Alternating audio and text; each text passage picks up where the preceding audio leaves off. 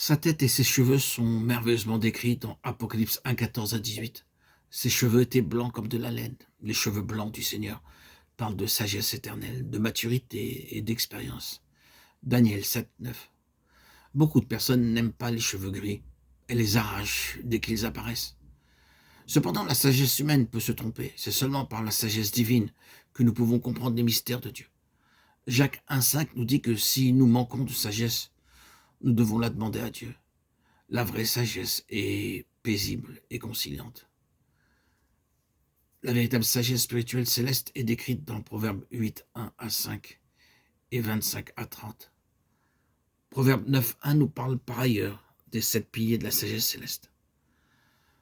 Nous lisons dans Jacques 3, 17 que la sagesse que Dieu nous donne est premièrement pure, ensuite pacifique, modérée, conciliante, pleine de miséricorde et de bons fruits, exempte de duplicité, d'hypocrisie, sans partialité. Combien avons-nous besoin de cette sagesse? Prenez votre Bible, agenouillez-vous et priez. Seigneur, enseigne-moi toi-même le sens de ce chapitre. Car l'Éternel étend ses regards sur toute la terre, de Chroniques 16, 9. Le psaume 32, 8 donne cette promesse. Je te guiderai avec mon regard, ou selon les notes marginales, mon regard sera sur toi. Alors nous demandons, qu'en sera-t-il de ceci ou de cela? Le Seigneur dit, je sais, je vois. Dans Jean 1, 46 à 48, Jésus dit, tu es Nathanaël, je te connais. Nathanaël pensait, comment se fait-il que Jésus me connaisse? Zachée, dans Luc 19, 5, est un autre exemple. Le Seigneur savait qui il était et où il était. Il connaît tout. Il permet toutes circonstances pour nous purifier. Nous avons besoin de souffrir pour être maintenus humbles et purs. Le feu est nécessaire pour notre purification. Dans Jean 3, 14, il nous est parlé d'un serpent d'airain. L'histoire est relatée dans Nombre 21, 9.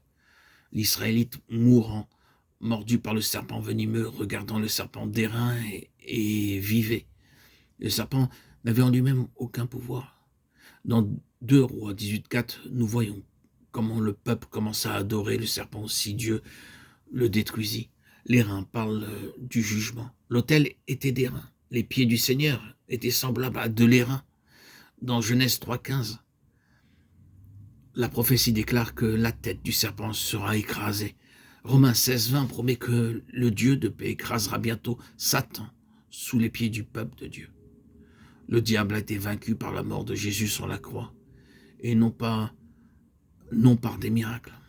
Les musulmans croient au miracle du Seigneur Jésus-Christ, à sa naissance virginale, à sa crucifixion, à son retour. Mais ils ne croient pas qu'il est mort et ressuscité. 1 Corinthiens 1, 18 affirme que la puissance de Dieu réside dans la croix de Christ et non dans les miracles. Nous devons nous glorifier de la croix de notre Seigneur Jésus-Christ, Galates 6, 14, et nous unir à lui dans sa mort, son ensevelissement et sa résurrection pour vaincre le diable. 1 Corinthiens 15, 3, 4.